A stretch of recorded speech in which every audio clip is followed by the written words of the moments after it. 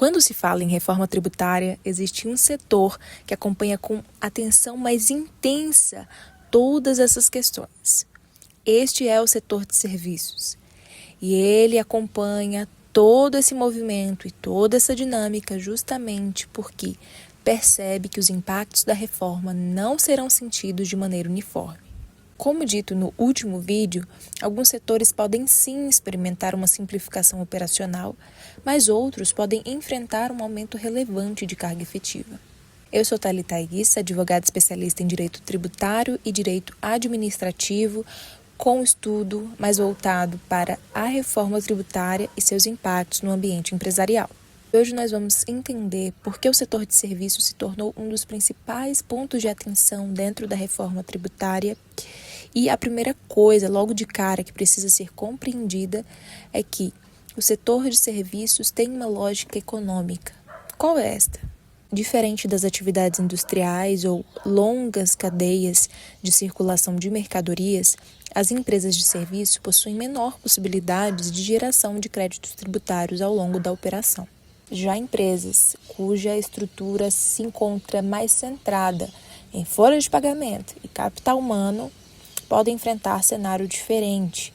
Inclusive, é necessário ressaltar que folha de pagamento não gera crédito no novo modelo. Isso significa que muitos prestadores de serviço podem ter dificuldade de compensação tributária e é essa preocupação geral dentro do âmbito de serviços, justamente porque as empresas temem esse aumento de carga efetiva. Podemos destacar algumas áreas como consultoria, tecnologia, advocacia, saúde, educação e serviços especializados em geral. Mas é importante fazer uma observação técnica. Reforma tributária não pode ser baseada exclusivamente na alíquota nominal. E esse é um dos maiores erros quando se discute superficialmente sobre a reforma tributária. O impacto real depende de diversos fatores. E o que importa mesmo é a capacidade de reorganização empresarial. Por isso, os impactos não serão uniformes para todas as empresas. Afinal, existem empresas que sabem se readaptar muito melhor do que outras. Outro ponto importante está na transição.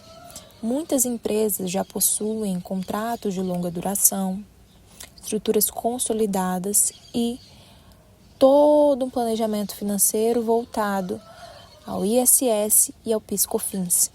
E a migração para o IBS e CBS exigirá revisão contratual, reavaliação de preços e atenção intensa ao fluxo de caixa. Isso começa antes mesmo da implementação integral do novo sistema. Existe também uma mudança relevante na lógica federativa, que é a substituição do ISS, hoje arrecadado pelos municípios, pelo IBS. Com a tributação direcionada ao destino, determinadas estratégias comerciais e estruturas empresariais podem perder eficiência ao longo do tempo.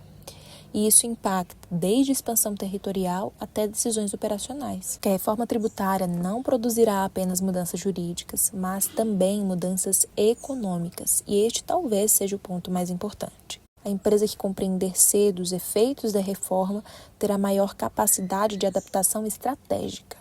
Enquanto muitas ainda enxergam a reforma como uma alteração mera e simplesmente legislativa, outras já estão revisando contratos, revisando as operações e restabelecendo seu planejamento financeiro.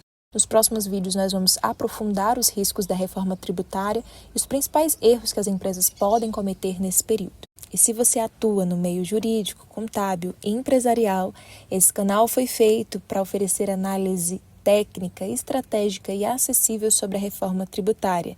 E é por isso que eu te espero para o próximo vídeo. Até lá! Tchau, tchau!